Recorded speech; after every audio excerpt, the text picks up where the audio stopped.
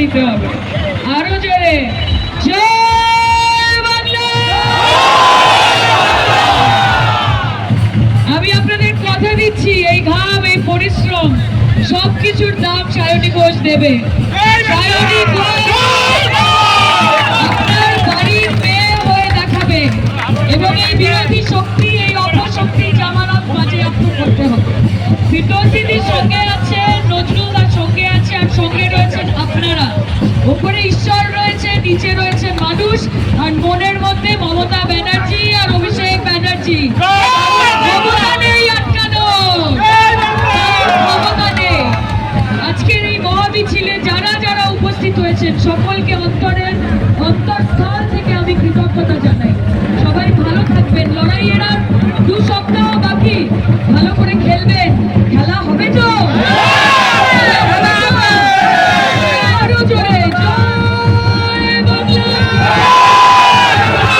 জয় বাংলা, জয় বাংলা।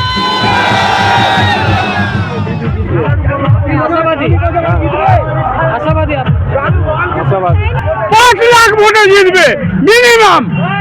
আগলি বার তৃণমূল 40 পার, BJP 200 পার হতে পারবে না। বিজেপি হটাও, দেশ বাঁচাও। সায়নী ঘোষ জিতছে, বিজেপি বলছে সায়নী ঘোষ জিতছে, রায়নগর বলছে সায়নী ঘোষ জিতছে। ভোট দিতে চাই যে কি আমার ভালো গাড়ি গায়ে কেন ভোট দেবো না, বলছে ভোট দেবো না। আমি আর কি চাইছি, আমি খোলা মানুষ। হ্যাঁ, আমি ভোট দিতে চাই ভালো উন্নতি হোক, সবার ভালো জীবন চল। আমার জগন্নাথপুর বাড়ি। তোর নাম কি? নাম হচ্ছে বাবু শেখ। আগামী 1 জুন লোকসভা নির্বাচনের অন্তিম দফা। শেষ মুহূর্তের প্রস্তুতির স্বার্থে অন্যান্য দলের সঙ্গে প্রায় রোজই প্রচার চালাচ্ছেন যাদবপুর লোকসভা কেন্দ্রের তৃণমূল কংগ্রেস প্রার্থী সায়নী ঘোষ। সোনারপুর উত্তর বিধানসভার তৃণমূলের উদ্যোগে গত 15 মে বুধবার বিকেল 5টা থেকে মিশনপল্লী মোড় থেকে শুরু করে গড়িয়া স্টেশন পর্যন্ত এক বর্ণাঢ্য শোভাযাত্রার মাধ্যমে প্রচার সারেন প্রার্থী সায়নী ঘোষ।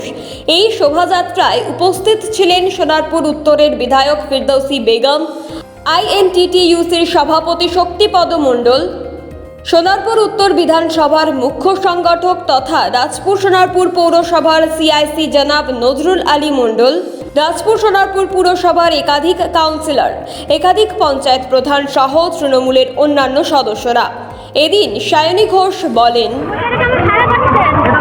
দারুণ, অনবদ্য, অপূর্ব, অসাধারণ।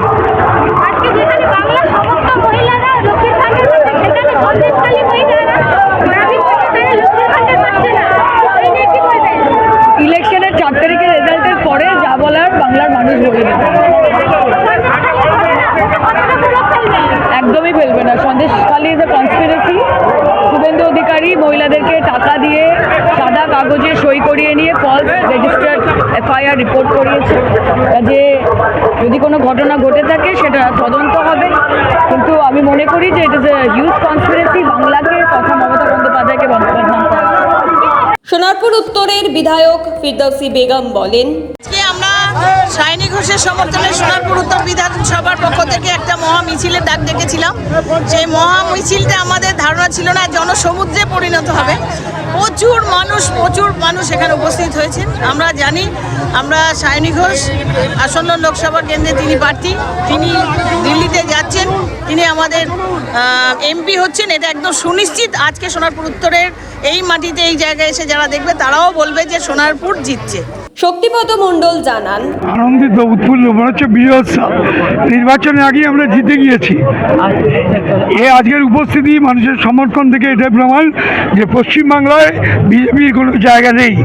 এখানে যা আছে সব তৃণমূল, এবং তার এখন থেকে কাল বোলপুরে রং খেলা শুরু হয়ে গেছে, আবির খেলা। তো আজকে আমরা এখানে পর থেকে আমরা বিজয় উৎসব পালন করা শুরু করে দিয়েছি। জনাব নজরুল আলী মণ্ডল জানান, জনসমর্থন, এটা স্বতঃস্ফূর্ত জনসমর্থন এটা মানুষের, এবং সেটা বোঝাচ্ছে, আবার বোঝাচ্ছে মিথ্যা, অপপ্রচার, ষড়যন্ত্র, চক্রান্ত বাংলার মানুষ ধ্বংস করে দেবে। বলবো আরেকবার দেখি যাক বাংলার মানুষের স্বতঃস্ফূর্ত সমর্থন। এদিন তৃণমূলের সমর্থকদের উপস্থিতি ছিল চোখে পড়ার মতো। ক্যামেরায় মঙ্গলের সঙ্গে মুকুলিকার রিপোর্ট, সোনারপুর বার্তা।